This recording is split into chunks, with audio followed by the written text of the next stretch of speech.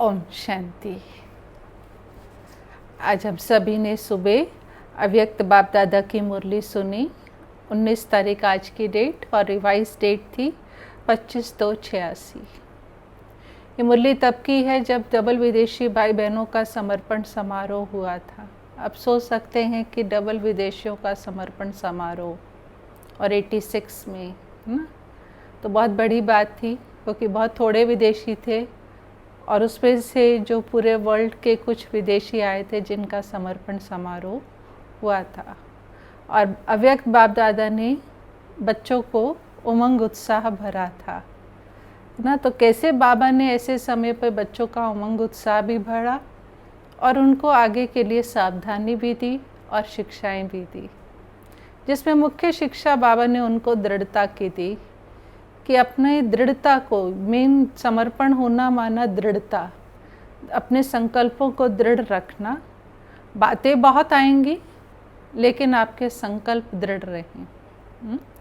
तो बाबा की मुरली रिवाइज करते हैं। डबल विदेशी भाई बहनों के समर्पण समारोह पर अव्यक्त बाप दादा के महावाक्य, है ना। बाबा ने सबसे पहले श्रेष्ठ दिन की बच्चों को मुबारक दी।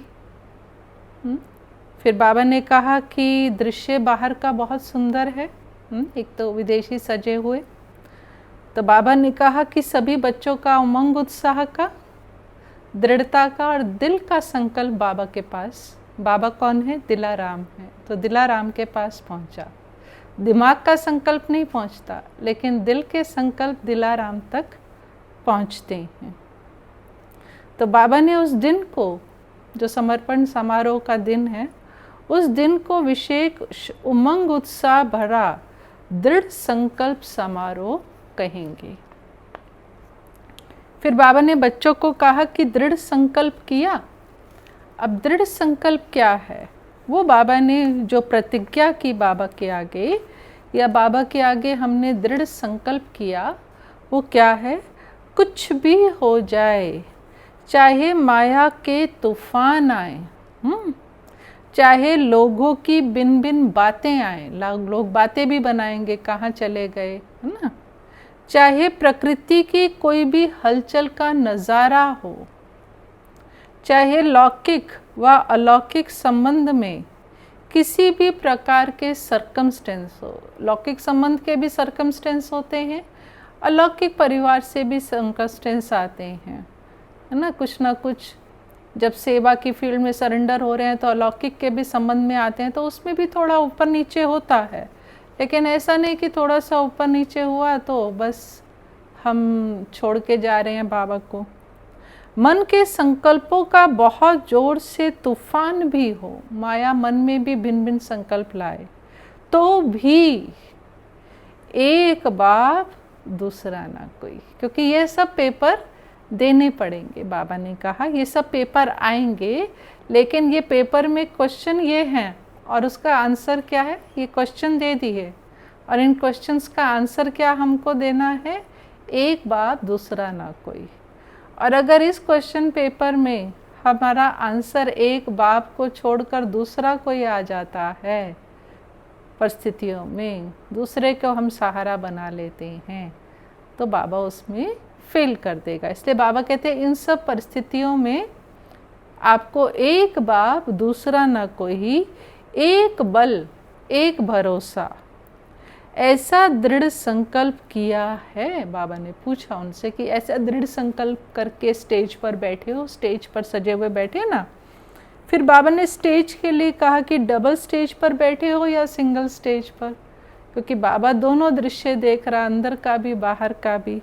तो बाबा ने कहा एक तो स्थूल स्टेज और दूसरी ना मन की स्टेज क्या है? दृढ़ संकल्प, दृढ़ता की स्टेज। मन में दृढ़ता है, दिल में दृढ़ता है, जो बाबा ने दृढ़ता सुनाई।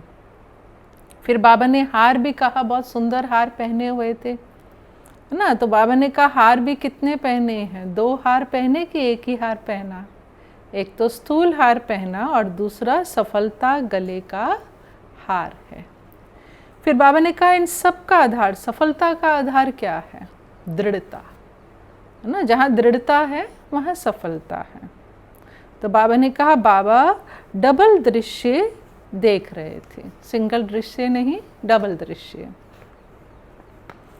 फिर बाबा ने फिर से संकल्प दृढ़ किया बाबा ने कि पूछा बाबा ने कि सभी ने दृढ़ संकल्प किया कुछ भी हो जाए लेकिन संबंध निभाना है। किसके साथ संबंध?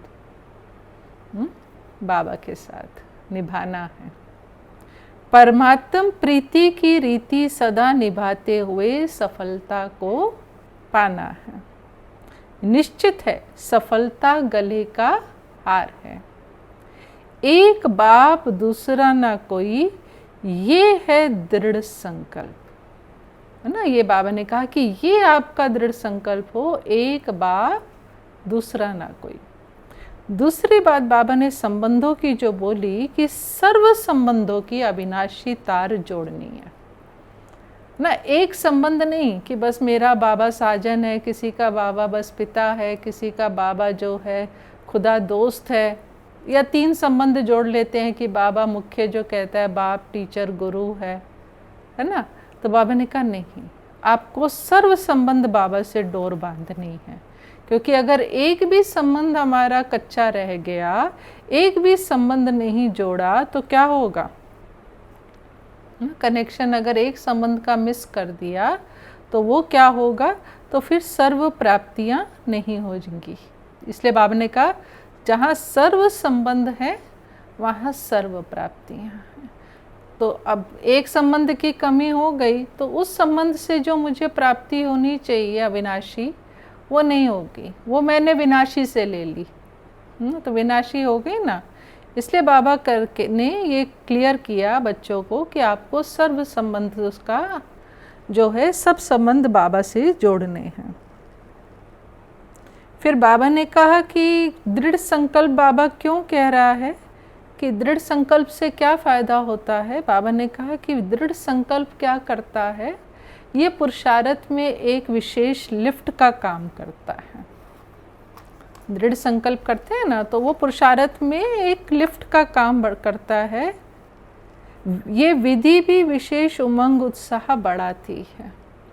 जो बाबा ने कहा कि विधि माना कि जैसे थोड़ा बाहरी तौर से समारोह मनाया, तो समारोह मनाने की जो विधि है बाबा ने कहा कि ये भी अच्छी है, क्योंकि इससे क्या है आत्मा के अंदर उमंग उत्साह आता है।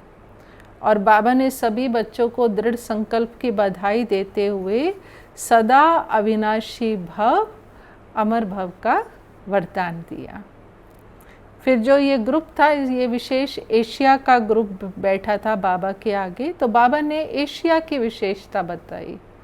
तो एशिया की बाबा ने जो 2 विशेषताएं बताई ना, कि एशिया की 2 विशेषताएं जो बताई वो ये थी कि बाबा ने कहा कि आप सबको यज्ञ इतिहास मालूम है कि पहला निमंत्रण धर्म सम्मेलन का यज्ञ में जापान से आया था, जिसमें बड़ी दादी, रतन मुनि दादी और आनंद किशोर दादाजी, ये 3 लोग गए थे ना। तो एक्चुअल में ये माना जाता है विदेश सेवा की जो पहला निमंत्रण है वो जापान से आया था। तो बाबा ने यही कहा कि देखो एशिया की विशेषता है कि पहला ग्रुप जापान में गया, और दूसरी विशेषता बाबा ने बताई कि एशिया भारत के समीप है। भारत में भगवान आता है और एशिया भारत के समीप है। तो जो समीप होते हैं वो सिक्की लदे होते हैं ना। तो बाबा ने कहा इसलिए एशिया में बाबा के बहुत सिक्की लदे बच्चे छिपे हुए हैं। क्वांटिटी भले कम है लेकिन क्वालिटी है। हर एक स्थान की अपनी अपनी विशेषता होती है ना। कहीं पर क्वांटिटी बहुत मिलेगी, आप ऐसे ही देखेंगे, कई चाहे देश विदेश में देखेंगे और कहीं भारत में भी ऐसा देखेंगे कि कहीं सेंटर्स पर क्वांटिटी बहुत ज़्यादा होगी ना, बहुत बड़ी बड़ी क्लास होगी, लेकिन क्वालिटी इतनी नहीं होगी, क्वालिटी के 2-4 थोड़े होंगे। लेकिन कहीं पर क्लास छोटी होगी लेकिन जितने होंगे वो क्वालिटी वाली आत्माएं होंगी। तो ये बाबा कह रहे हैं कि उनको आपके पास फल क्वांटिटी कम है लेकिन क्वालिटी अच्छी है। फिर बाबा ने कहा कि धीरे धीरे अब संख्या बढ़ रही है। फिर बाबा ने कहा सब अच्छे हैं, सब स्नेही हैं, सब लवली हैं, हर एक 1-2 से ज़्यादा स्नेही हैं, क्योंकि बाप है ना, जो सम्मुख बैठा है उसकी भल, बाबा कहता है जो सम्मुख होता है, सम्मुख बच्चे आए हैं तो उनके अंदर उमंग उत्साह भरते बाबा, लेकिन इसका मतलब ये नहीं कि बाकियों के अंदर बाबा विशेषता नहीं है। इसलिए बाबा ने कहा सब स्नेही हैं, सब लवली हैं और हर एक दो से ज़्यादा स्नेही है। फिर बाबा ने कहा ये ब्राह्मण परिवार की बाबा ने विशेषता बताई कि हर एक ये अनुभव करता है कि मेरा सबसे ज़्यादा स्नेह है और बाप का भी मेरे से ज़्यादा स्नेह है ना। ये एक यहाँ बाबा के साथ एक यूनिक है ये चीज़ कि हर एक को ये फील होता है कि जैसे बाबा सबसे ज़्यादा मुझे प्यार करता है। ये हर एक को ऐसा अनुभव होगा, ऐसा लगेगा उसको कि बस बाबा मुझसे ही सबसे ज़्यादा और मेरा ही बाबा से सबसे ज़्यादा प्यार है ना। तो बाबा ने कहा ये इस परिवार की, ब्राह्मण परिवार की विशेषता है। फिर ये भी है, बाबा ने कहा कि मेरे को ही बाप दादा आगे बढ़ाता है ना, कि हर एक को ये फील होता है ना, देखो बाबा मुझे कितना आगे बढ़ाता है, मुझे कितना रिगार्ड देता है, ये हर एक को फील होता है। हर एक को ये नहीं, ऐसा नहीं किसी को लगता कि उसको ज़्यादा या मुझे कम। तो बाबा ने कहा इसका आपका भक्ति मार्ग में यादगार है। क्या यादगार है ना, कि गोपी वल्लभ के साथ रास मंडल में है ना, हर कान्हा के साथ कृष्ण के साथ राधा नहीं, कितने हर एक के साथ कान्हा है, हर एक के साथ कृष्ण है, जिसको महारास कहते हैं है ना। तो बाबा ने कहा यही महारास है। इस महारास का बहुत बड़ा गायन है जो ये रास मंडल है कि हर गोपी के साथ गाना। तो बाबा ने कहा ये इसका यादगार है, क्योंकि यहाँ हर कोई ये समझता है कि बाबा मेरे साथ है, बाबा मुझे ज़्यादा प्यार करता है, मैं बाबा से ज़्यादा प्यार करती हूँ, बाबा मुझे सबसे ज़्यादा आगे करता है। तो बाप दादा का हर एक से एक दो से ज़्यादा प्यार है ना। फिर बाबा ने कहा कि बाबा तो आपका भाग्य देखता, तो बच्चे अपना भाग्य देखते हैं ना, बच्चे भी अपना भाग्य देखें। क्या भाग्य है? बाबा ने कहा पद्मा पदम भाग्यवान हो। कैसे? बाबा ने कहा दुनिया में देख लो, पूरी दुनिया में से आपको मैंने ढूंढ के निकाला है, तो कोटों में कोई हो ना, है ना, इतने करोड़ों में से भगवान ने हमें चुना, तो बाबा कहते इतने भाग्यवान हो। तो बाप दादा हर एक की विशेषता और भाग्य को देखता है। कोटों में कोई सिक्की लदे हैं। खुशी हो रही है ना बाबा की बातें सुनकर, बाबा कितना प्यार करता है। फिर बाबा ने कहा कि जैसे सेवा के लिए कहा कि बाबा ने कहा कि एशिया में, और उसमें भी विशेष जापान, एशिया में जैसे जो शुरू में साकार बाबा के टाइम पे जो सिंध में ज्ञान दिया, तो उस समय बहुत लोगों के अंदर बीज तो डला था, लेकिन बाबा ने कहा किसी के ऊपर उल्टे रूप का बीज है और किसी के ऊपर सुलटे रूप का बीज है, लेकिन उन आत्माओं में सिंध में बीज डला, और वो आत्माएं आज भी एशिया में कहीं ना कहीं हैं, जैसे हांगकांग में है सिंधी आत्माएं। तो बाबा ने कहा कि ऐसी आत्माओं को भी क्लोज लाओ, समीप लाओ, क्योंकि उनमें बीज पड़ा हुआ है, चाहे उल्टा चाहे सीधा, तो वो सहज संबंध में आ जाएंगे, है ना। क्योंकि अब तो पुरानी बात होगी, उस समय ठीक है जो भी सीन था, लेकिन बाबा ने कहा कि वो बीज पड़ा हुआ है, ऐसे एशिया में ऐसे आपको बहुत सी आत्माएं मिल जाएंगी। फिर बाबा ने कहा कि ब्राह्मण जो है, बाबा के ब्राह्मण बच्चे, ये भी बाबा ने कहा कि सभी धर्मों में बिखर गए हैं। ऐसा कोई धर्म नहीं जिसमें ब्राह्मण ना पहुंचा हो। माना पूरे विश्व में जितने धर्म हैं, हर धर्म में एक ना एक ब्राह्मण तो जरूर होगा। अब कैसे पता चले कि ये ब्राह्मण धर्म की आत्मा है, ये ब्राह्मण बच्चा है, ये देवी देवता कुल की आत्मा है? तो बाबा ने कहा कि ब्राह्मण धर्म वाली जो आत्मा होगी ना, जो ब्राह्मण कुल का बच्चा होगा, उसको उन्हें से अपनापन लगता है ना, ये लगेगा जैसे ये अपने ही परिवार का है, उनसे अपनेपन की भी, और उसको भी अपनेपन की फीलिंग आएगी। और उनको क्या लगेगा कि जैसे कोई हिसाब इस किताब के कारण वहाँ चले गए हैं, लेकिन फिर अपने परिवार में पहुँच गए हैं। माना उनको ब्राह्मण परिवार ही अपना परिवार लगेगा और लौकिक परिवार ऐसा लगेगा कि जैसे कुछ हिसाब किताब के कारण यहाँ आ गए हैं, लेकिन ये ब्राह्मण परिवार ही हमारा असली है। फिर बाबा ने सेवा की बात कही, बहुत अच्छी बाबा ने कही बात कि बाबा ने कहा कि सेवा के निमित्त बनना ना, क्योंकि समर्पण समारोह हो रहा है ना उनका, तो वो सेंटर संभालेंगे। समर्पण माना सेंटर के निमित्त बनना, क्योंकि विदेश में तो क्या होता है, नौकरी भी करते हैं और सेंटर भी संभालते हैं।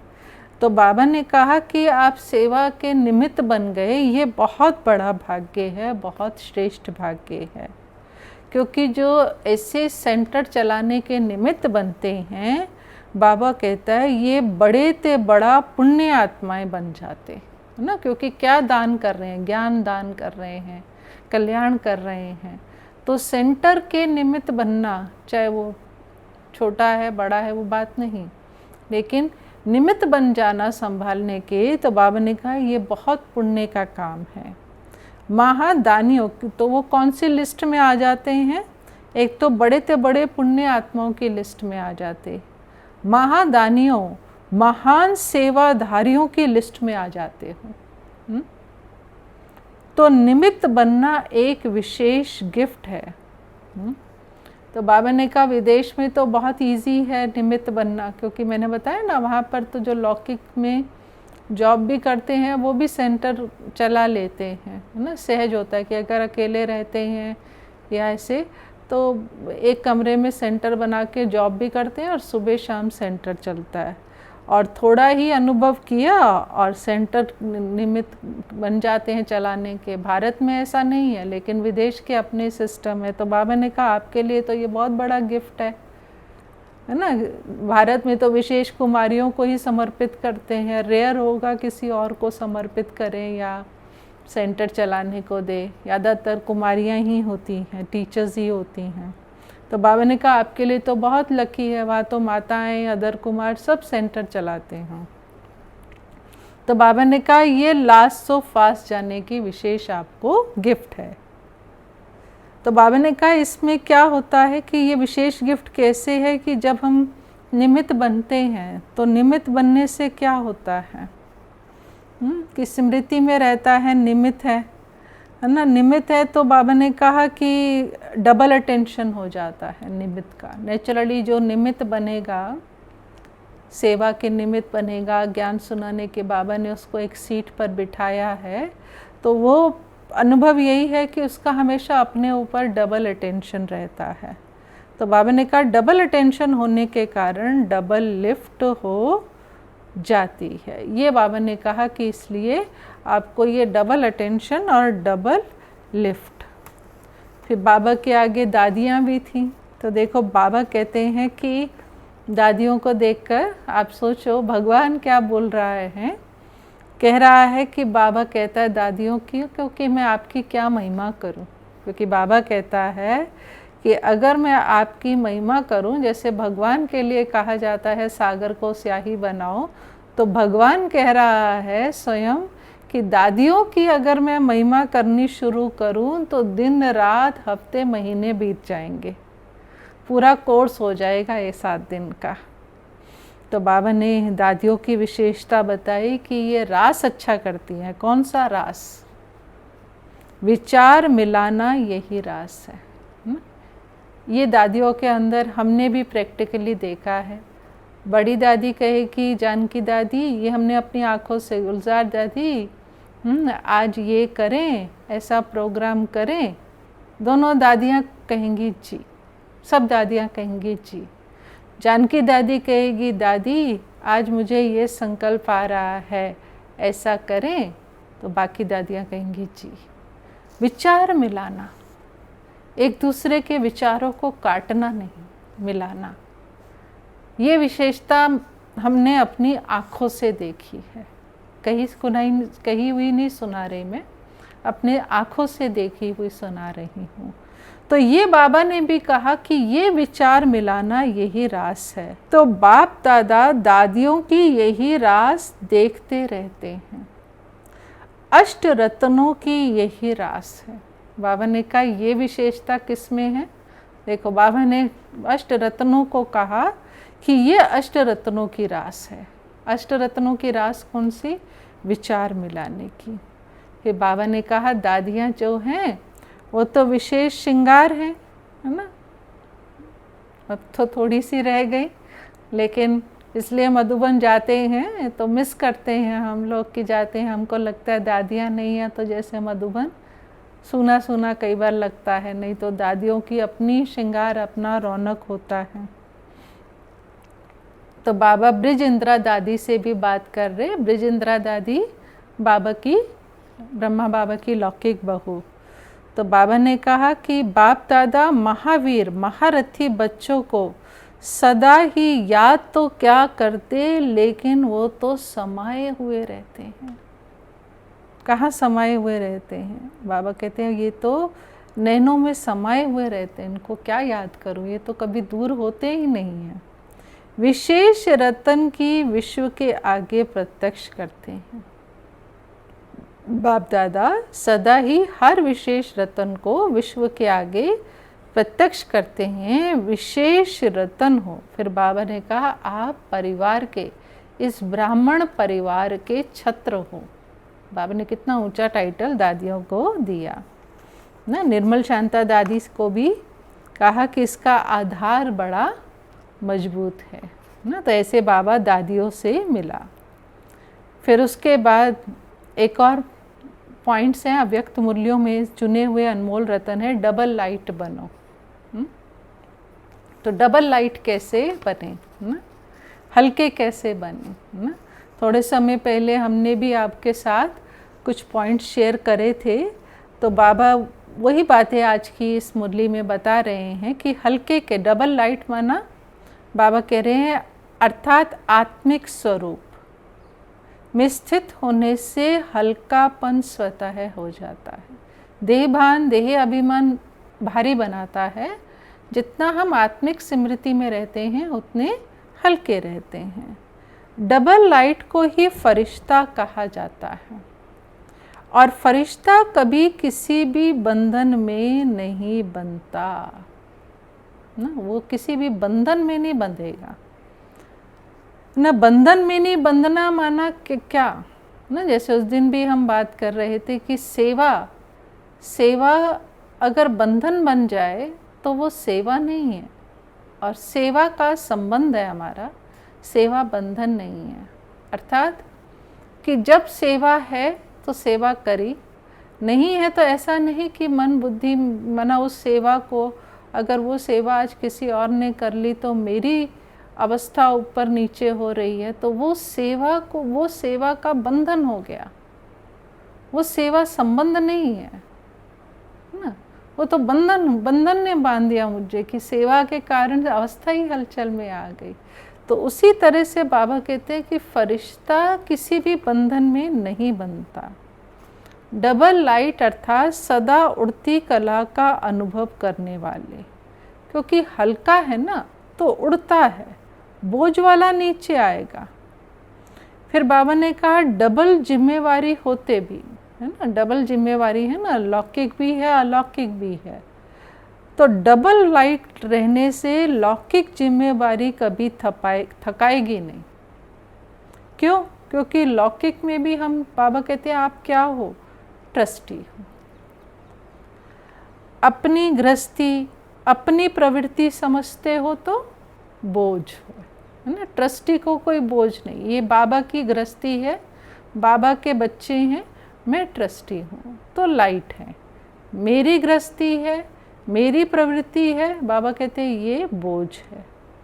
अपना है ही नहीं तो बोझ किस बात का। इस अवस्था को बाबा ने कहा न्यारे और प्यारे बालक सो मालिक कहा जाता है।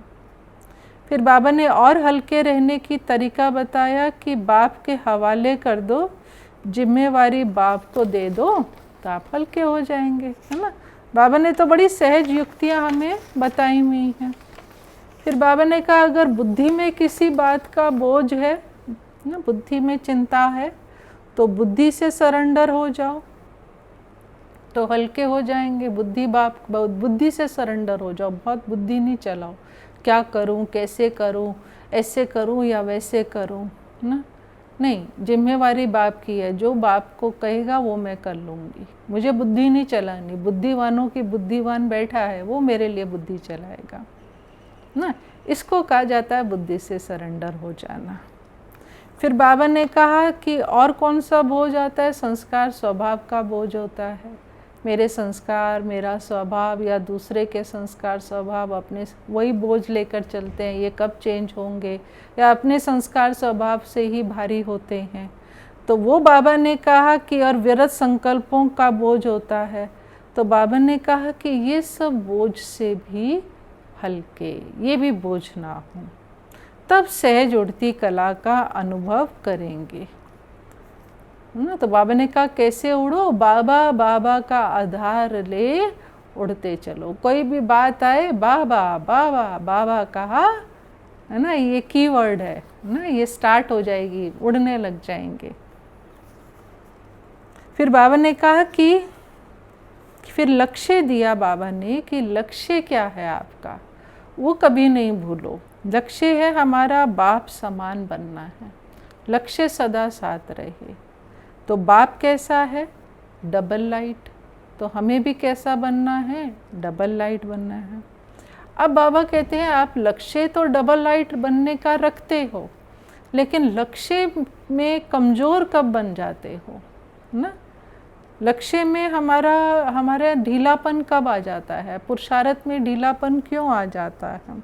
उसका कारण क्या बनता है? तो बाबा ने कहा उसका कारण, बाबा ने कहा जब दूसरों को देखते हो, और दूसरों में भी किसको? कोई कमज़ोर को देखते हो ना, तो उसको देखते हो कि वो कमज़ोर है या वो ढीला है, तो हमारा लक्ष्य भी ढीला हो जाता है। तो बाबा ने कहा इसलिए बाबा की श्रीमत क्या है? सी फादर, फॉलो फादर। फिर बाबा ने कहा कि उड़ती कला का श्रेष्ठ साधन है सब कुछ तेरा। सब कुछ तेरा, मेरे को तेरा कर दो। तेरा हूँ तो लाइट हूँ, मेरा मेरा करेंगे तो भारी हो जाएंगे। तो ये बाबा ने कहा। फिर उसके बाद बाबा ने कहा कि ये बाबा क्यों कह रहा है लाइट, डबल लाइट बनने के लिए? क्योंकि बाबा ने कहा यही सेफ्टी का साधन है। क्योंकि अगर हम डबल लाइट रहेंगे, तो बाबा ने कहा कि क्योंकि समय आगे बहुत ख़राब आ रहा है, और अगर आप डबल लाइट रहेंगे तो अगर कोई ख़राब समय में खराब दृष्टि वृत्ति से आएगा भी, तो सदैव आपका लाइट रूप दिखाई देगा। अंदर आएगा भी तो उसको लाइट का किला ही दिखाई देगा, कुछ देह दिखेगी नहीं, लाइट ही लाइट दिखेगी। तो सेफ्टी हो गई ना। तो ये बाबा ने कहा। तो बाबा ने कहा लाइट क्या करती है? लाइट से के कनेक्शन से बड़ी बड़ी मशीनें चलती हैं।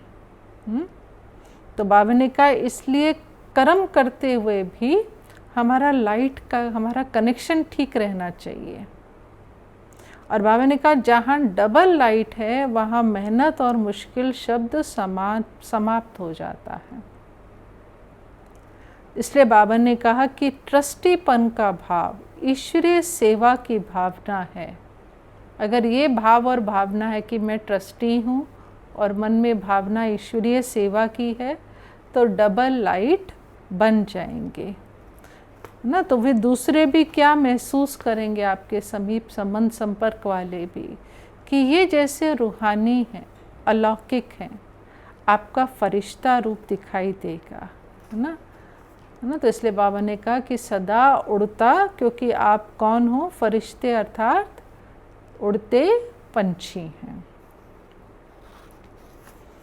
फिर बाबा ने लास्ट में सदा खुशी के झूले में झूलने वाले, सर्व के विघ्न हरता व सर्व की मुश्किल को सहज करने वाले तब बनेंगे जब संकल्पों में दृढ़ता होगी और स्थिति डबल लाइट होगी। ये दो मुख्य बातें आज की मुरली में अंडरलाइन करने वाली हैं। संकल्पों में दृढ़ता और स्थिति डबल लाइट होगी। और बाबा ने फिर कहा कि बोझ अपने ऊपर रखते हो तब विघ्न आते हैं, मेरा नहीं तो विघ्न भी नहीं। तो इसलिए बाबा ने कहा है डबल लाइट बनकर याद में रहकर सेवा करोगे तो सफलता का आधार है। और जिम्मेवारी भी निभानी है, लेकिन जितनी बड़ी जिम्मेवारी उतना लाइट। घबराओ नहीं, बाबा ने कहा क्या करूं, बहुत जिम्मेवारी है, ये करूं व नहीं करूं, ये तो बड़ा मुश्किल है। ये महसूसता अर्थात बोझ है। कोई भी जिम्मेवारी के कर्म में हलचल का बोझ ना हो। डबल लाइट स्थिति रहने वाले निश्चय बुद्धि निश्चिंत होंगे। तो डबल लाइट रहने के कितने फायदे हैं और डबल लाइट हम कैसे रहें, आत्मिक स्वरूप में रहें, बाबा को सब जिम्मेवारी निभाते हुए मेरा मेरा ना करें, सब बाबा को दे दें, बुद्धि का भी बोझ ना रखें, ना स्वभाव संस्कार का, व्यर्थ संकल्पों का भी कोई बोझ नहीं, है ना, महसूस भी ना करें। तो बाबा ने कहा कि ये डबल लाइट स्थिति बनानी है और दृढ़ संकल्प ना, ये दो मुख्य बातें आज की मुरली में बाबा ने कही। अब डबल लाइट बन दिव्य बुद्धि रूपी विमान द्वारा सबसे ऊंची चोटी की स्थिति में स्थित हो, विश्व की सर्व आत्माओं के प्रति लाइट और माइट की शुभ भावना और शुभ कामना के सहयोग की लहर फैलाओ। इस विमान में बाप दादा की रिफाइन श्रेष्ठ मत का साधन हो, उसमें जरा भी मनमत परमत का किचड़ा नहीं हो। ये बाबा की आज की मुरली थी। आज का वरदान, वरदान भी बहुत अच्छा। हर सेकंड हर संकल्प के महत्व को जान, पुण्य की पूंजी जमा करने वाले पद्मा पदम पति भव। आप पुण्य आत्माओं के संकल्प में इतनी विशेष शक्ति है जिस शक्ति द्वारा असंभव को संभव कर सकते हो।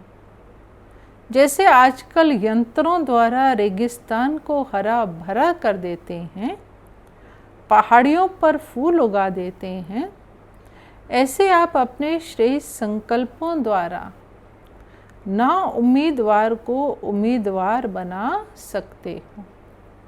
सिर्फ हर सेकंड हर संकल्प की वैल्यू को जान, संकल्प और सेकंड को यूज कर पुण्य की पूंजी जमा करो।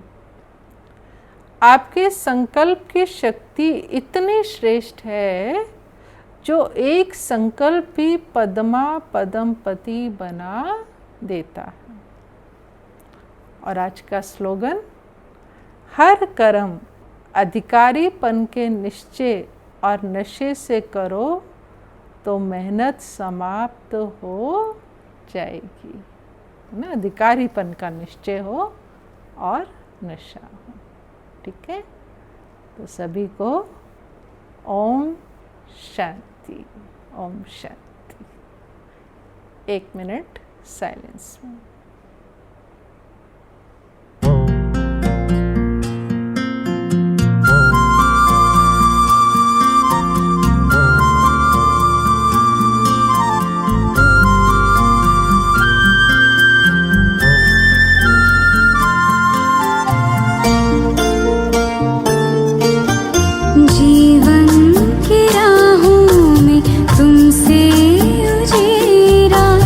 प्रेम का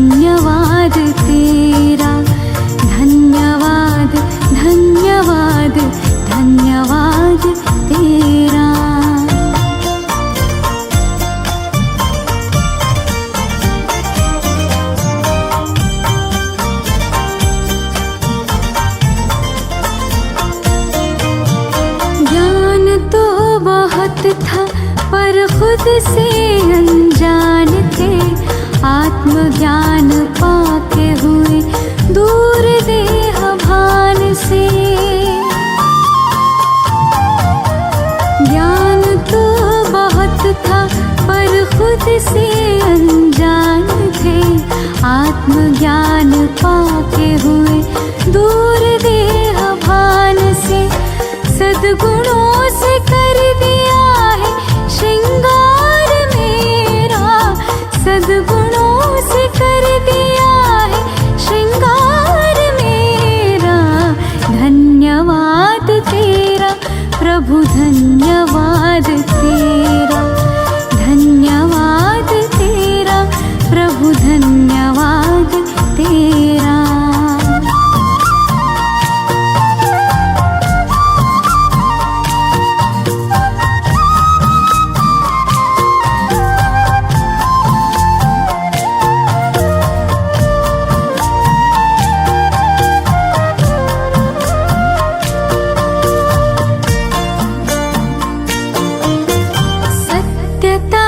शक्ति से हम तो निडर हो गए, पवित्रता का बल मिला हम तो अमर हो गए।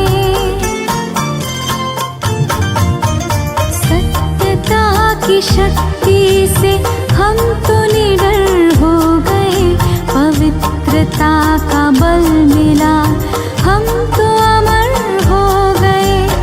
पग पग पर देते हो प्रभु साथ मेरा, पग पग पर देते हो प्रभु साथ मेरा। धन्यवाद तेरा प्रभु, धन्यवाद तेरा, धन्यवाद तेरा प्रभु, धन्यवाद